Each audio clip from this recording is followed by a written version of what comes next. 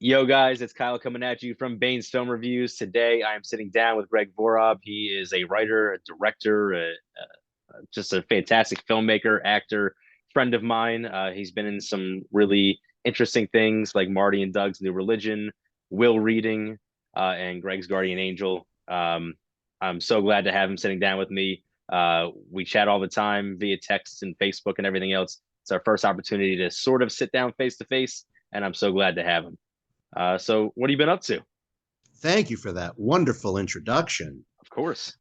It's great to be here. Thank you for having me. Your listeners and viewers don't know this, but in the waiting room for this chat, Kyle here had it down as Vorob Bain. How awesome would that be? A name of a movie villain, Vorob Bain. That sounds like a Star Wars villain. Yeah, I was thinking the same thing. Yeah. We have to figure out how to get Vorob Bain to get in there. Yeah, we need to copyright it and then send it over to Disney. Well, Mel Brooks had the villain Vorob in his least known film, The 12 Chairs. Vorob was based on my great-grandfather. Context for that, probably relevant for the purpose of this conversation. Wow. But there has been Vorob the villain, played by Ron Moody in Mel Brooks' The 12 Chairs. That's so cool. So, I mean, a question I always ask is, how did you get into filmmaking? But I imagine that might have something to do with it. You have that cool connection to film. Well, yeah. So essentially, I'm an actor first and foremost. But sometimes when you're an actor, you've got to make your own projects. You know, I was essentially sitting around waiting for the phone to ring. And I just had the great fortune of knowing people that I respected as people and as artists. And so I think I want to say the timelines might be a little screwy because I've been on and off this since I'm 19 and I'm 43, almost 44 now. So, but at one point, so we did Where There's No Will, which was the play. Yeah. Self-produced. I want to say that was the first thing I ever self-produced to my recollection. Okay. And the co-producer of that was Abby Varghese, who is a very successful filmmaker and a great a very talented guy. And film was always my focus. I mean, I wanted to get into film because all of my, the first movie that left an impression on me was Ghostbusters. So I'm like, I want to do what these guys do. That was it.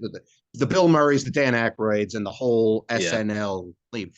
So I knew I wanted to do comedy, but at the same time, I have training for everything, Right. I didn't really do the route of that improv training that the Saturday Night Live actors have. Yeah. But comedy was just something. I mean, I grew up with a dad who comedy was his everything. So in connecting with Dan Conrad and the great roster of talent that we had, comedy was just something that, if you want to focus particularly on Dan Conrad, he's just a brilliant comedy writer. Yeah. And I'm like, you know what? I'm going to nab this guy. And he was my friend first and foremost. But with Where There's No Will, I said, I don't care what it's basically. I don't care what you're doing, Dan. You're going to direct Where There's No Will. Okay. And he goes, fine. And after that, we made a transition. I mean, Abby was a filmmaker first and foremost, getting a touch of producing theater for that, and then he went on and did a couple other things, and so it just was a natural transition between Dan and I, both being influenced by the same people. The old Saturday Night Live crew, and so film just became the. There were some improv shows in there that we put on stage, but film was just the natural. It was a natural progression into film. Okay. And so I got to see how the other side works. I mean, I co-produced all of that stuff in the beginning with Abby and Dan, later with Dan Kowalski and two Dans. And, in the process, we would do everything. We would produce. I pretty much, the way it works is I was pretty much the idea man for those projects. Sometimes Dan and I so it would be here's an idea, Dan. What do you think of this? And Dan would say, okay. And then that would happen. And I'd say, okay, Yeah. great. And then that would happen. And I said, okay, Yeah. great. That would happen. Dan would go write up the scripts, and that's it. Our projects were born, and we were everything. We produced, by funding, and the directors, it was like, that's you. That's what you do, the director. But we didn't micromanage or anything. But the Right. directors were so awesome about, this is your guys' creation. I want it to be Yeah. my vision of your vision. So it was great in that sense.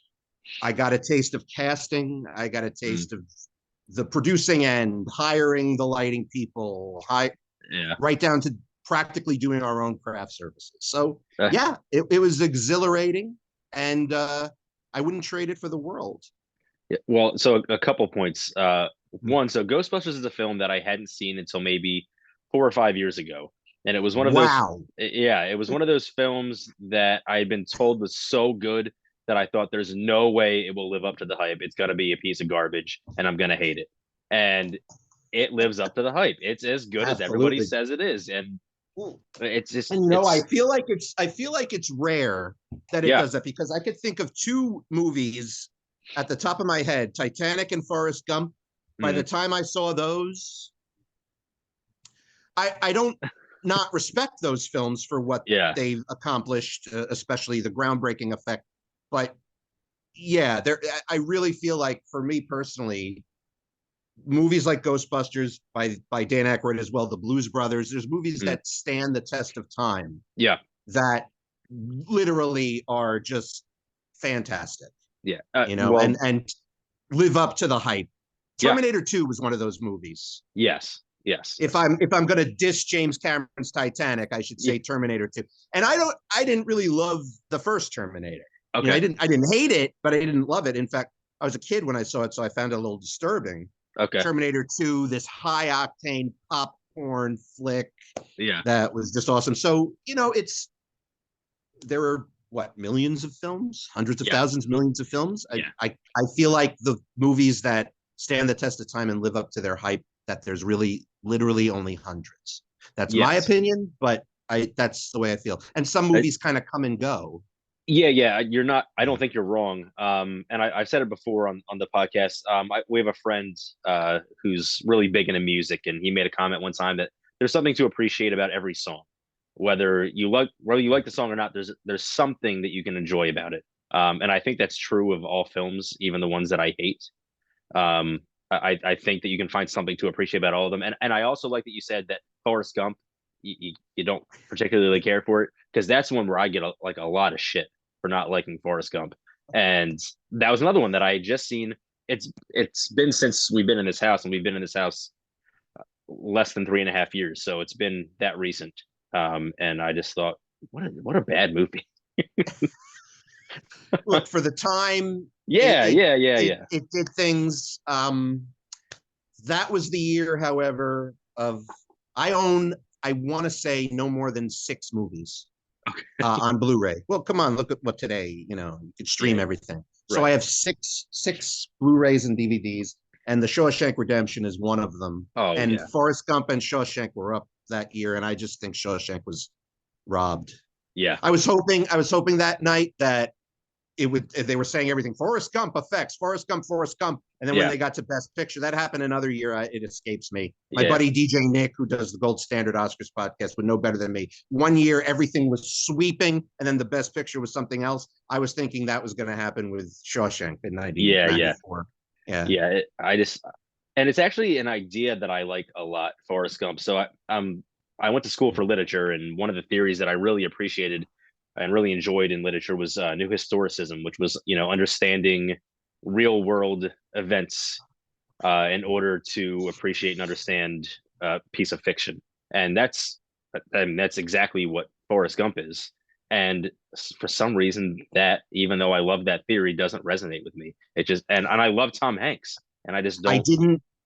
didn't not respect the film, but Right. by the time I saw it, I think the main theme I took away from it was, don't underestimate anybody. Sure. That's it.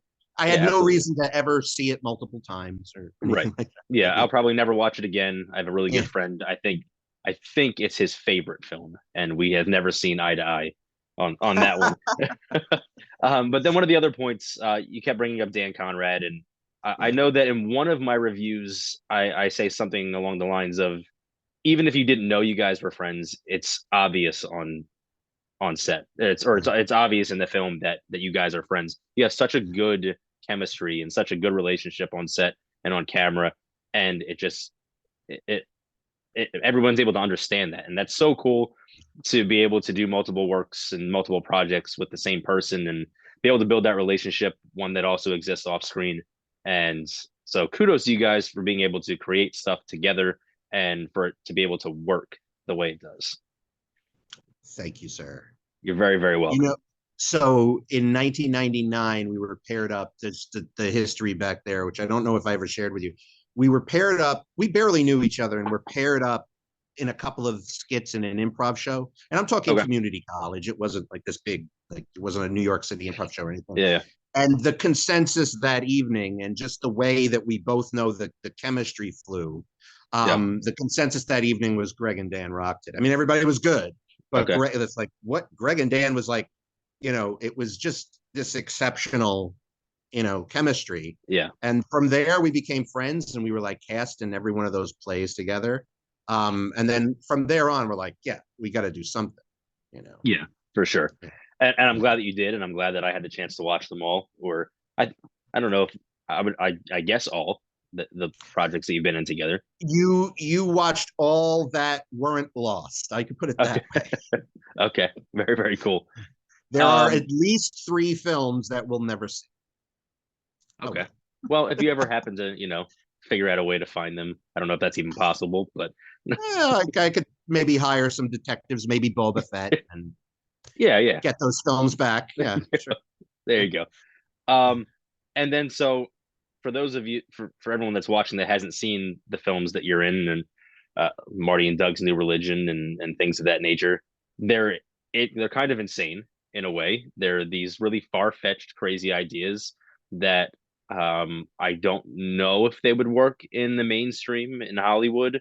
And that's one of the things that I love about indie films is that you're able to explore these pockets of cinema that you can't in the mainstream because you're just not allowed. And so I am curious how you come up with these ideas though. Like where do they Okay. come from? Well, the first thing I will tell you about Marty and Doug's New Religion is that we knew we were doing something that was a little risky. Yeah. And even some of the cast who were excellent.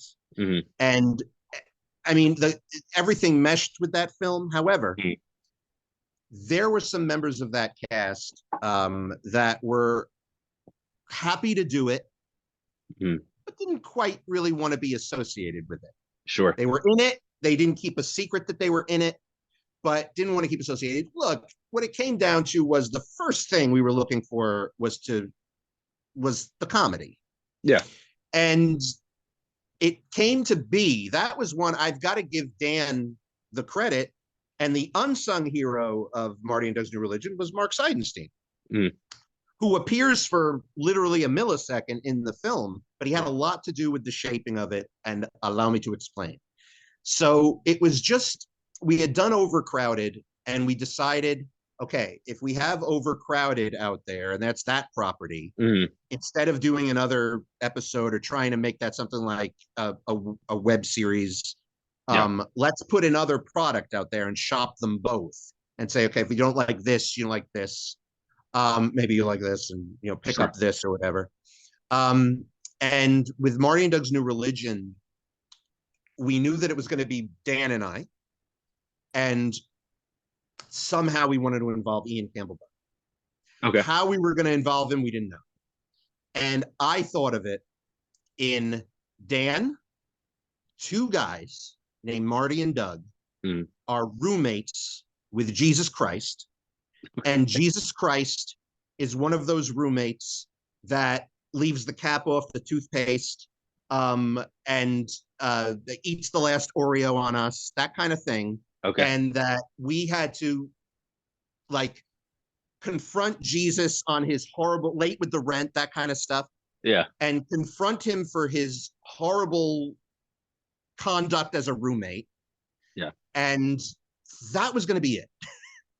And the trials and tribulations from there. And the reason I came up with Jesus Christ was not to be controversial, was not to poke fun at Christianity in any way. Yeah. It was just to be random.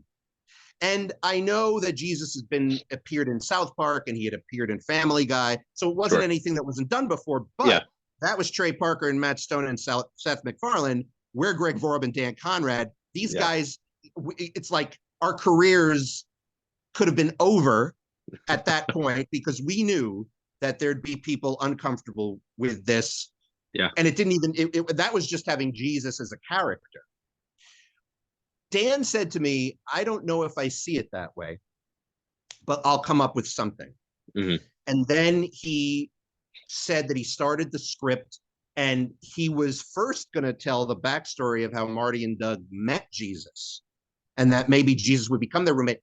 But it veered off into something that I thought was much more brilliant than my idea. And it turned into, so Dan says, okay, two guys will start their own religion in the apartment because they're slackers. They don't have money. There is a backstory if anybody wants to know how Marty and Doug are living in Central Park West, in a giant apartment in Central Park West. We said, if anybody questions that, it's because Marty's unspoken full name is Marty von Klimp. Martin von Klimp III.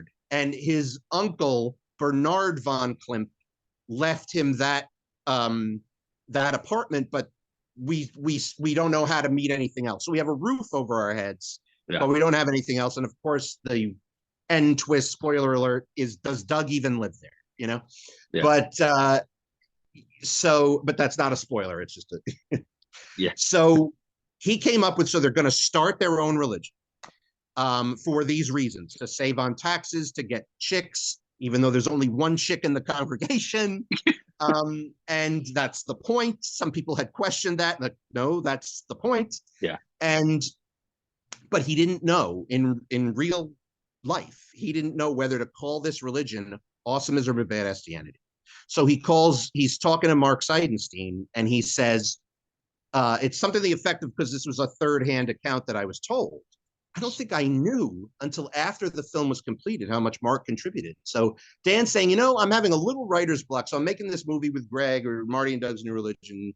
And it's two guys, they start this religion in their apartment. Except the thing is, I don't know whether to call this religion awesomism or badassianity. And Mark said, easy fix. Have the two guys fight over what name it is.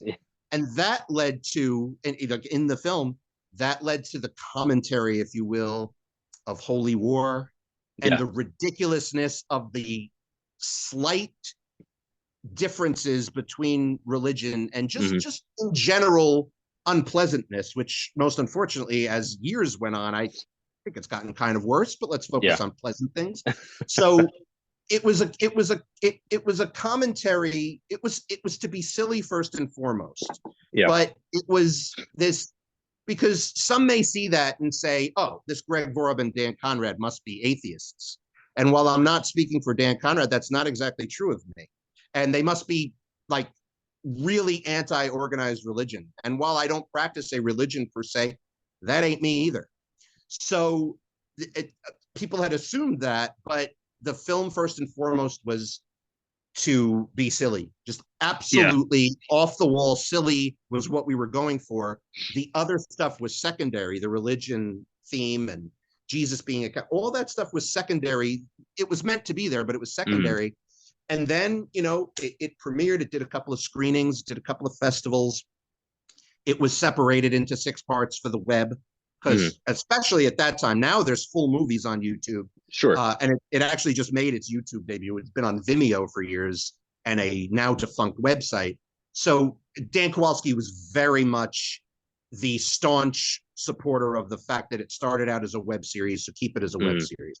I saw it as the full film, and I said, Dan, we have a short film here. And, that problem with it being 40 minutes is that it's too short for a feature, too long for a short. So that's how it was separated into 6 parts too. So it exists in both entities, but that's pretty much the backstory. But like on set and during the making of it, there was nobody. I mean, they knew that they would do something that for an indie film of a bunch of no names was something like, wow, Yeah. this Yeah. is crossing the line just a little bit. But everybody was great, gave it 115%. And then it was just after the fact when the promotion started. Yeah. And nobody boycott. I mean, nobody boycott the film, but they're like, Mm. you understand if I kind of want to not keep a secret that I'm in this, but just separate Right. myself from panel conversations, which we had, and Right. newspaper shout outs and that kind of stuff. Sure. Articles. So it was that, but it was perfectly understandable for sure. Yeah. Yeah. Yeah. And so that was Marty and Doug. It remains to this day, I think, the one nearest and dearest to my heart of however many of these films that got released. Yeah. Because that one, more than anything, in my opinion, shows the chemistry between me and Dan more than anything. Yeah, for else. sure. Yeah. Yeah. It's definitely it is. I'm sure I used the word divisive at some point. And I went to Catholic school growing up, but from kindergarten to 8th grade, and it doesn't offend me in the slightest. And for the people that it does offend, I don't want to. Well, honestly, loosen up. In my opinion, I mean, just it's film, and I say it time and time again. It's art where you're meant to express yourself however you see fit. If you don't like the content, don't watch it. Exactly. Yeah, it's Yeah. not like it's politics where you're kind of forced to live by whatever they decide. Just don't watch the film. Yeah. It's not that big of a deal, but I really enjoy that. I really appreciate it. You had told me a few times that there were some differences between the web series and the full film. And I was fortunate enough to watch both, and I definitely did see the differences, and they both they're both good in their own way. Exactly. When Yeah. because I started the YouTube channel a year ago, and I'd been meaning to make a YouTube channel of my own for a long Mm, time because all of them were in like separate different. Dan Kowalski had some, Dan Conrad had some, of those yeah. projects. So it'd all be different links. So I've been meaning to um, make them all in one place, and so as a result, I made the decision the web series should go up on my YouTube, not the full movie. Attention Sure. spans aren't, Yeah. and I made peace. I didn't hate the web series by any means, but I never watched it. I always watched the full movie. And Okay. then I came to appreciate the 6-part version after watching it. I'm like, oh my God, I haven't seen this in about 12 years. Yeah. And wow, I did it. It's a different viewing experience of it, but I'm like, hey, I dig this. Yeah. And then because I hadn't seen it in 12 years, it was like, oh, wow, I forgot that shot was even in it because there's a couple of slight sound and shot differences Yeah. because the credits start in one place. In fact, one of those became a little bit of a thorn in my side in the full movie version where the music plays over some of Dan's dialogue and it's a little too loud. So that Okay. in terms of a couple of little technical things, the web series actually takes care of that. Okay. But both versions now are near and dear to my heart as well. Yeah. Yeah. And then you also do a podcast, Yes. and it's been going on for some time. And I know that it started off as kind of a political conversation and has transitioned to just about everything. So Yeah. how did you decide to shift from politics to including everything in that podcast? All right. Oh, I should mention that MSV Podcast is now the showrunner's now John, my podcasting partner in crime. Mm, I stepped down as showrunner, and I'm on it rather often still, but it's mm, John's ship. However, MSV Podcast, The Fake and the Whimsy, in which is both John and I to focus on the fake universe that we created, is yeah. now playing. Okay, so how did we shift from politics? Look, I don't like to publicly talk about politics anymore. It's just getting worse and worse. Yeah. And the podcast started. I never intended to be a podcaster. I still don't consider myself one. It's a hobby. Okay. But it's a lot of fun to be able to work with people I love and be able Mm, to have them on the podcast. It's like, well, I'm not doing films at the present moment, albeit one is in development from the team. mm, But so I'm not doing films at the moment. I'm a temporarily semi-retired actor, which context doesn't matter for the sake of this conversation. yeah. But so we did 12 episodes of politics in season 1. And John and I both knew that essentially what happened after, so we started as a trio, and then very quickly it went to John and I. Okay. And everybody said to us, look, we weren't doing it for, we were doing it to express ourselves more Sure. than anything else. Nor were we doing it for notoriety, nor did we care if anybody listened to it when we Yeah. started. But like, we had some things to get off our chests. Hmm. Um, and I don't regret the first season in any way. I just wanted to get out of talking about politics publicly. Sure. As you've noticed on my new Facebook account, I Yeah. used to be all about, on my last one, all about posting about politics. Sure. As you probably noticed, it ain't nowhere to be found on my Yeah. Facebook page Yeah. anymore. And I stand by that. And everybody said to us, whoever listened to it and checked it out, they said, the best part of that show is you and John shooting the shit with the guest. Hmm. That's our favorite part of the show because we began it and ended it. In fact, we had this story arc when Matthew McHenry left the show after 2 episodes. We didn't change it. We didn't change the name from MSV. And it was sort of this Laverne and Shirley thing. In the last season of Laverne and Shirley, Shirley left, but it was still called Laverne and Shirley. Hmm. So we came up with this idea that Matthew McHenry is absent that week because of a different ridiculous excuse. Okay. Up to and including that he went to the chocolate factory and became a giant grape, Okay. and that people were saying, very VIP fans of the show were Hmm. saying, look, that beginning, the end, and you guys just shooting the shit, Yeah. is our favorite parts of the show. And we were going to stop. And then we're like, okay, so let's try a season with anything and everything and no politics. Yeah. We did do 2 political episodes because they were overlapped from the season before.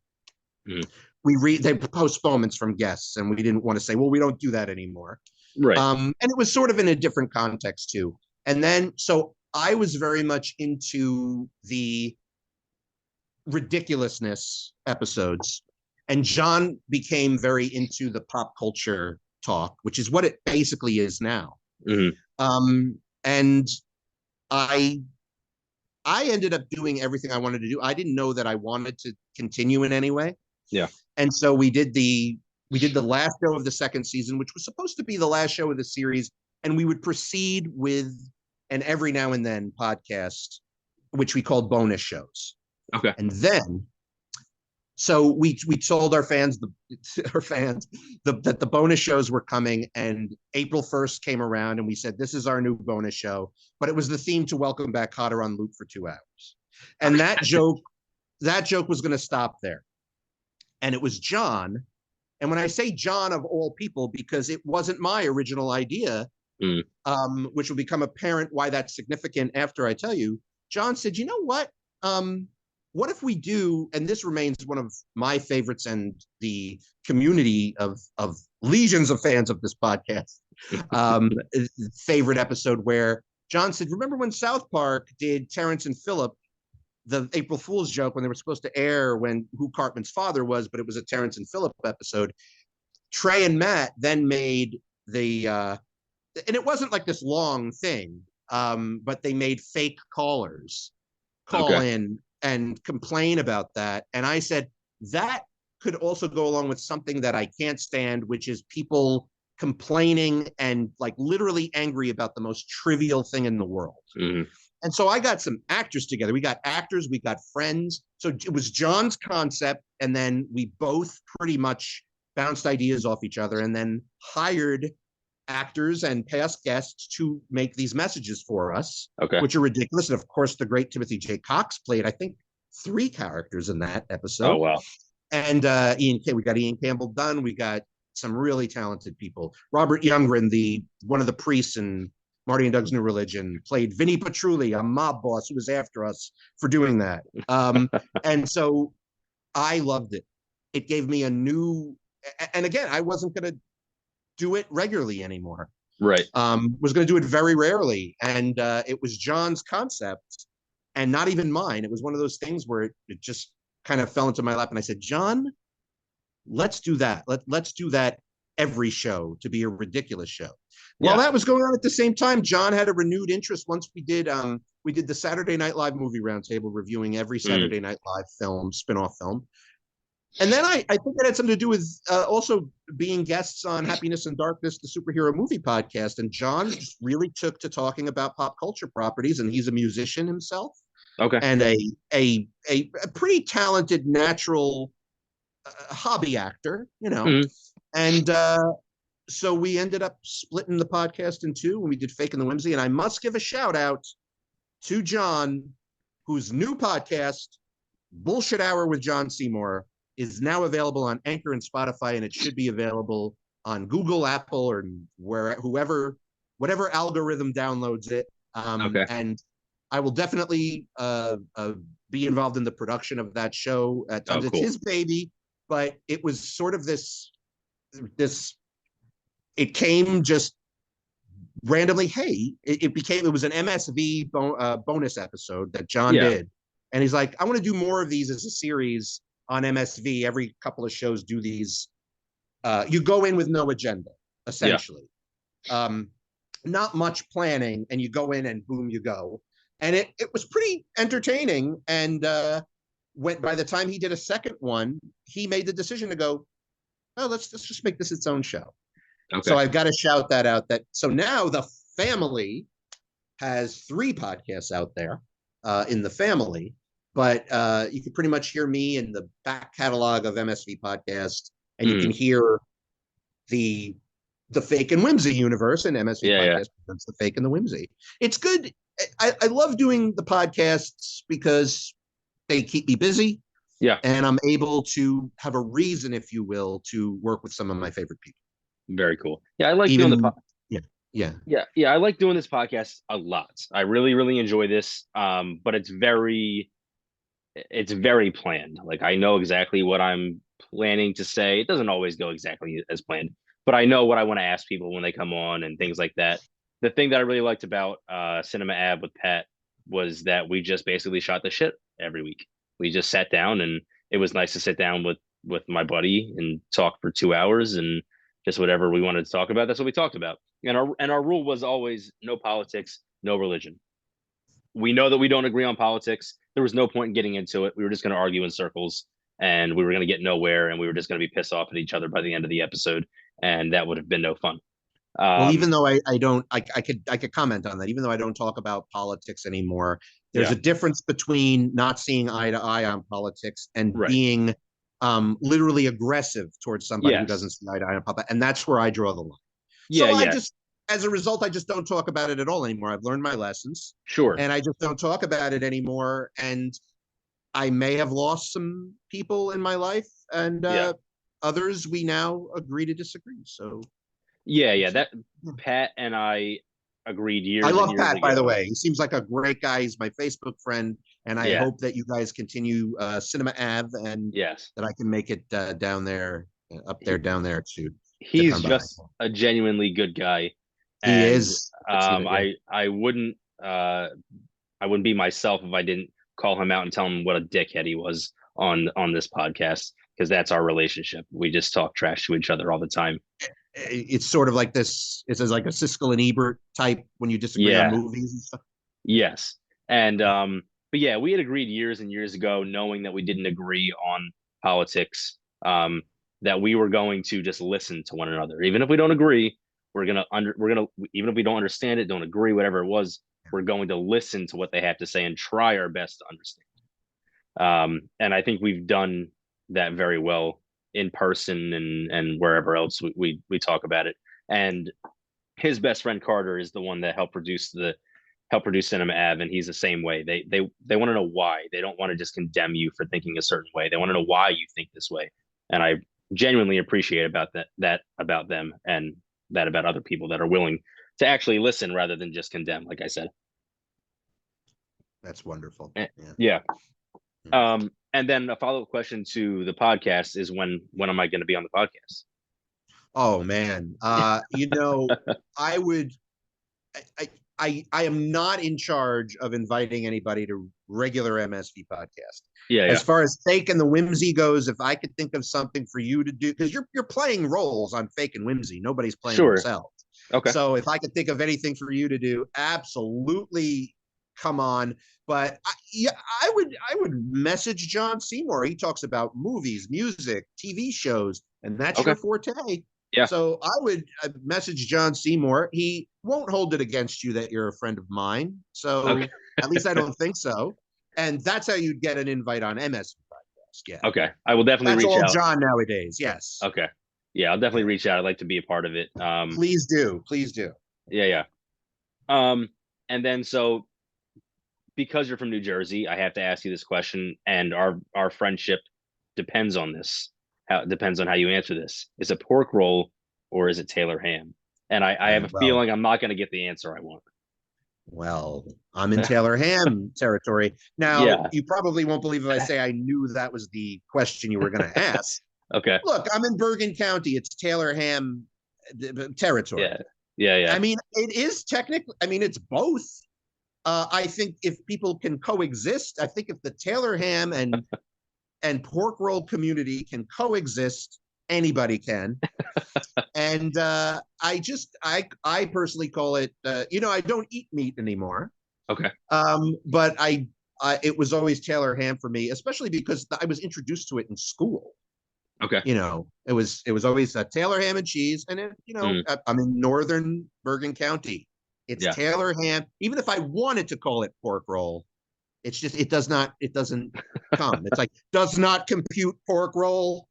It is Taylor Ham. Yeah. Oh God, that Also, disappoints me a little bit. you got to think. But you got to think about what it's also on our menus. It's Taylor Ham. Yeah. It is not pork roll. You go by it is pork roll. Yeah. You've been groomed to think that it's Taylor ham. Yeah. I But have. It is yeah. one of the things though that people when they come to New Jersey, even though I don't eat meat anymore, I definitely have friends and or family not from here who says, Greg, you can take me for Taylor ham, egg and cheese. I said, absolutely. I Yeah. got several places by here who are some of the best Taylor ham sandwiches that you will have. Yeah. Yeah. And you keep repeating it and it hurts a little bit every time you say I'm it. sorry. But, That unique pork product thing that is in New Jersey. Yes. Because unlike politics with me where I don't condemn, I'd rather learn and listen. I kind of condemn people a little bit for calling it Taylor ham. But again, I think you've been groomed to think it. Yeah. To think that, so. If at school and on the menu it was today's lunch, pork roll and cheese, Yeah. it would be pork roll. Hey, we should do a documentary film discovering how the split happened. Yeah. And a documentary. I will even do it as a vegan. I don't care. And a documentary on how Taylor ham and pork roll separated, and perhaps, just perhaps, we could bring those two communities together, the Taylor ham and pork roll community. That would be fantastic, and I would absolutely love to be a part of it. Yes, I think we should discuss that. I really do. For sure. Yeah. And then so I am curious. I'm always curious what some of your favorite films are. I know you mentioned Ghostbusters and Shawshank Redemption. And I like to hear some of the more obscure things because even though there's a wall of films behind me, there's a lot of things that I have not seen yet. It's a very impressive wall of films. Thank you. My favorite movie of all time. Movies mean different things to me. Like Ghostbusters is I call it my everything movie. My favorite movie of all time is Albert Brooks's Defending Your Life. Okay. I think it's amazing, and it kind of is. It shares some of my thoughts on what the afterlife could be. I'll just put it that way. Okay.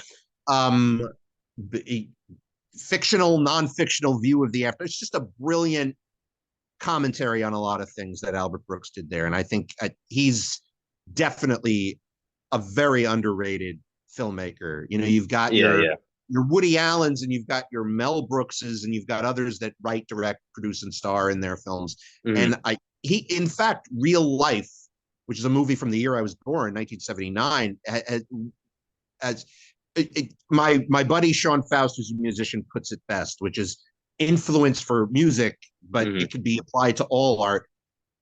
Influenced by doesn't equal sounds like, Okay. and that I paraphrased it on purpose, but it's a brilliant thing to say, because if someone was, well, I was influenced by I don't know, Spielberg, Yeah. but they make movies that are, closer to John Waters movies, um, it doesn't mean that that isn't who influenced you. So Right. Albert Brooks, and so Defending Your Life. So I said Shawshank, Ghostbusters, The Wrath of Khan. Okay. You don't have to be a Star Trek fan to appreciate that as a film. What else? What else? There's little obscure or little known movies like Angus, Unstrung Heroes with Andy McDowell, John Turturro, and Michael Richards. I'm sure there are so many, but I'm put on the spot like this. I'm trying to think of some that I love. Yeah. There was a made for Showtime movie that I haven't seen for years because I, for one reason or another, haven't gotten around to getting it again. Harrison Bergeron, which was based on the Kurt Vonnegut, a Kurt Vonnegut novel or a Kurt Vonnegut short story starring my birthday buddy, Sean Astin, Okay. and a great ensemble there. So there's that one. I would recommend people check out these movies that are kind of off the radar. Geez, what else? The Coen brothers, I don't know if they wrote and directed, but they one of their first movies that is very little known was Crime Wave. Okay. I know Louise Lasser was in it. I don't think it starred that many people. That's a great one. Oh, Once Upon a Time in Hollywood. Okay. And I've got to brush up on my Quentin Tarantino, and I'll leave that at that. But Okay. I thought Once Upon a Time, that's his favorite. That's his personal favorite. Okay. And I could see why. I thought it was excellent. God, there are so many. But I also love a movie. Well, like Wayne's World, Yeah. and that was like the second coming of Ghostbusters when I saw that movie. Ted is up there for me. It's just fun Really? and Okay. ridiculous. Yes. I love I that won't movie. ask. Do No, you like no, it? I love it. Yeah. I love it. And the guy that I mentioned earlier, Dave, we went to see Ted 2 in theaters, and Yeah. we had to go watch it again because we missed the first 10 minutes because we were hysterical. We were in tears, and I don't remember.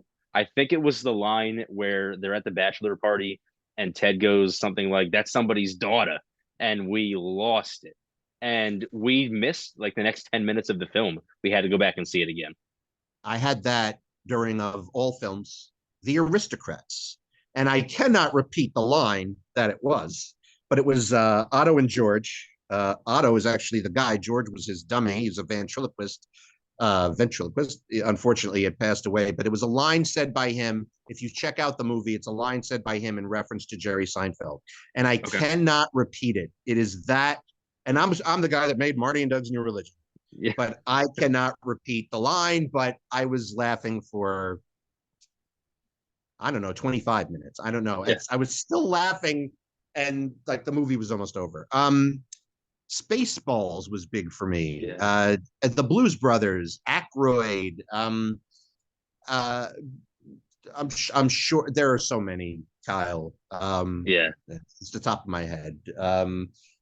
Yeah, I have about 6 Blu-ray. Ted, I do own Ted 2. I don't love Ted 2 as Okay. much as you, but if you watch Ted, you got to watch Ted 2.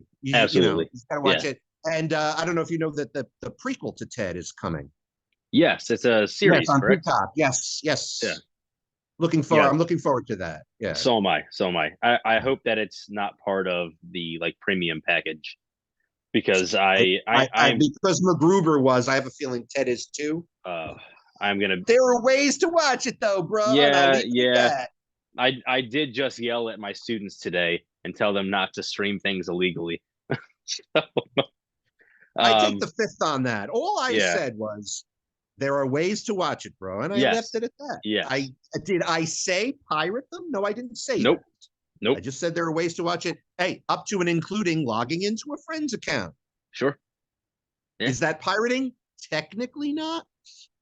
If your friend who is paying the bill wants you to watch the film, go right ahead. What allows you to use it, go right ahead. There are TV franchises that, oh, sorry to cut you off, but No, go ahead. there's TV franchises that mean the world to me as much as movies do. As you Mm, know, Star Trek is yeah, big for me. yeah, Also helped influence so many great actors have been in the whole franchise. yeah. I know Shatner has a bad rap. I get it. Doesn't mean I necessarily think he's, as Patton Oswalt said to him at his roast, handing him a paper bag, can you act your way out of this? Yeah, The 60s TV series, I know, I get yeah. it. But hey, he's William Shatner. Captain Kirk is too cool for school. Come on, you know? So I was Just, never I into know. Star Yeah. Trek. Yeah, yeah. My uncle was always into it, and I don't know what it was about it. I was always into Star Wars, and I feel like for some reason as a kid, I believe that you could like one or the other, not both. Yeah.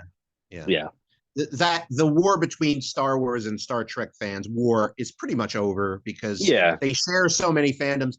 Star Wars was that way for me.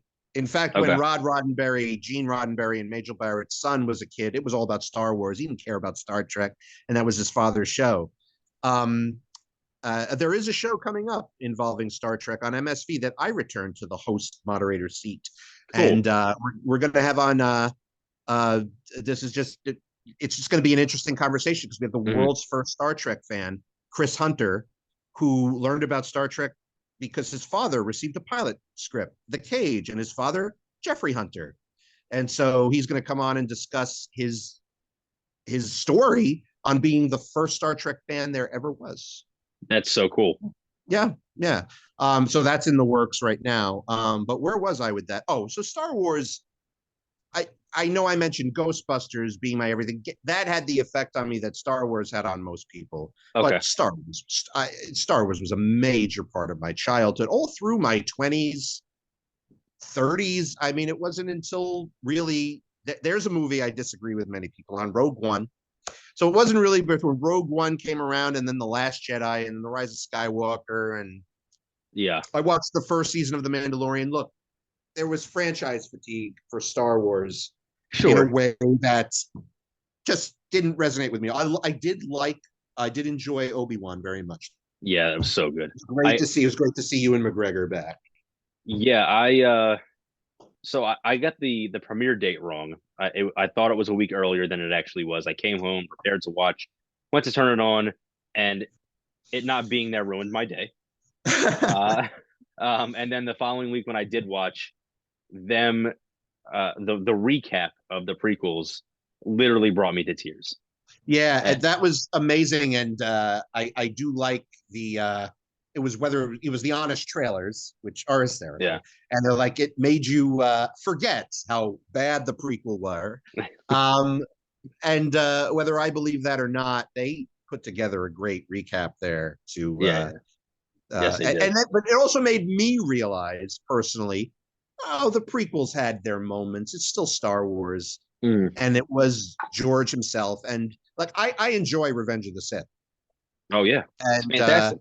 yeah, and the Phantom Menace because there's just something about it of the memory of the gravitas of that opening weekend, the opening Hmm. day specifically.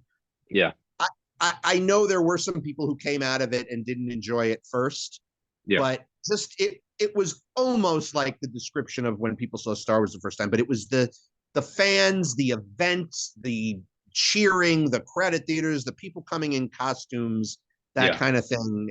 I mean, it's sort of like the Rocky Horror Picture Show, though I'm not saying they're of the same quality. And yeah. in this, I give the point to the Phantom Menace in this case, but it's the same thing where you're surrounded by fans. Like it was like a concert, Yeah, yeah, the yeah. experience. And then I remembered other films that I like a lot, and a franchise that I love is the Batman, and it's Okay, the one franchise that I don't care how many times they reboot it. I love watching Batman material okay, as show me these characters as if I don't know who they are. okay. And that's how I approach every Batman universe that comes our way, from Keaton to Pattinson. Mm. I must admit, though, I didn't watch the Affleck ones because Okay. I just didn't dig Man of Steel, and it's in that universe, and I just didn't dig it. But Yeah. so with the exception of those. Not that I'm saying I can't judge Affleck's performance because I don't Mhm. know it, Yeah, yeah. but I go into Batman with a brand new. I just look at it like it's a completely different franchise. Well, Yeah, same yeah, and franchise, but a different. That is a filmmaker's a dream right there. yeah, Filmmakers, actors, whatever, right. to sink their teeth into a Batman project. Yeah, yeah, and I know this is not a popular opinion, but Clooney is my favorite Batman, and If it you Well, look, he didn't get a fair shot because it was just a terrible script. I actually loved the movie, but I know I loved the movie. I don't remember what year it was, but 97, because I was I just graduated high school when I went to see it. so I So was I was six or pumped when I saw it. yeah, I was 6 or 7 years old, and I remember that being one of the first films I sat through in its entirety in a theater, and it just captivated me at 6 or 7, however old I was, and so that's always stuck with me. Yeah, when Um, you have a film, a childhood film, like yeah, mine, one of mine would be Howard the Duck, that it okay, might not be a masterpiece, but you just have fond memories of watching it as a right, kid, you yeah, yeah, know? Yeah, sure. yeah. Um, You get a pass but for Batman and Robin, don't well, thank you, I appreciate worry. it. But Greg, I really do appreciate that you took the time to sit down with me. This is the longest episode yet, so and to not really have any questions planned, I have like two sitting in front of me. I'm really glad that you sat down. I thought we had a great conversation. I had a lot of fun, and I'm still looking forward to the time that we can actually sit down in person, have a drink, Yes. have a chat, and yeah, because we're really not that far, but Yeah, you're definitely closer than my friends who are overseas that I work sure, with, yeah, so yeah, remotely. So yes, yeah, yeah, yeah. same state. Yeah, but we will continue to be in touch. Absolutely. Reach out if you have suggestions, opinions, thoughts, whatever it is. I'd love to hear it Hey, ditto, man. for sure. And thank you again for sitting down with me. And I hope you have a great day. Thank you for having me. You're more than welcome. Thank you. Thank you. Take See ya. care.